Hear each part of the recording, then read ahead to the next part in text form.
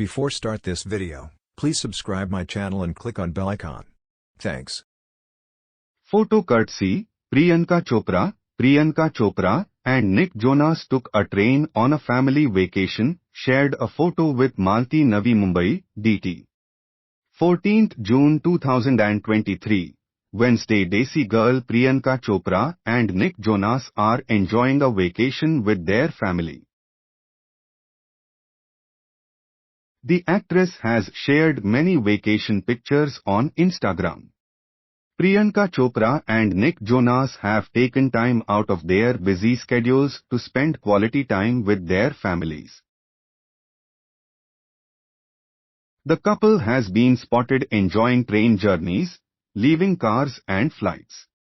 Priyanka's daughter Malti is having fun in the baby pool while Priyanka's mother Madhu Chopra and mother-in-law Denise Jonas were also spotted on the trip. Malti was born in January 2022 via surrogacy.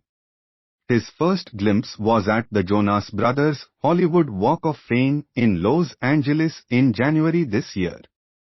Priyanka was seen enjoying family time.